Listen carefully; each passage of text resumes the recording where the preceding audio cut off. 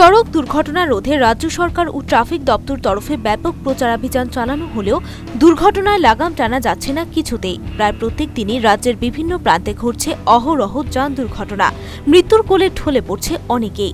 শুক্রবারও ঊনকোটি জেলায় পৃথক দুটি দুর্ঘটনায় মৃত্যু হয়েছে দুজনের, আহত 10 জন। প্রত্যক্ষদর্শীদের মতে মাত্রাতিরিক্ত গতি ও অসাবধানতার জেরেই এই দুর্ঘটনা। ঘটনার বিবরণে জানা যায়, এদিন প্রথম দুর্ঘটনাটি ঘটে পেচারথল ব্লকের পাশে। TR02D6665 নম্বরের বাইকটি একজন আরোহী নিয়ে দ্রুত গতিতে আসছিল কুমারঘাটের দিকে।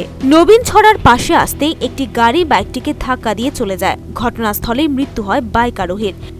দ্বিতীয় ঘটনাটি হয় সিদনছড়াতে। এদিন TR01B3028 নম্বরের একটি ম্যাক্স গাড়ি আগরতলা থেকে ধর্মনগর যাওয়ার পথে শীতলছড়াতে আসতেই বাঁক নিতে গিয়ে প্রায় 100 ফুট গভীর খাদে পড়ে যায়। সেখানে মৃত্যু হয় একজনের, আহত আরও 10 জন। বিষ্ণু দাস, এটা ঘটনা ভাই, এখানে একটা ম্যাক্স গাড়ি পাল্টে গেছে। পাল্টে হওয়ার পরে অনেক মানুষ মারা গেছে। একজন মারা গেছে আমি জানি, তো আর তো জানি না। কই পড়ছে গাড়িটা? এটা হচ্ছে বুকদা নিচে পড়েছে। বুকদার নিচে। জায়গাটার নাম ফায়ার ফায়ার সিডং।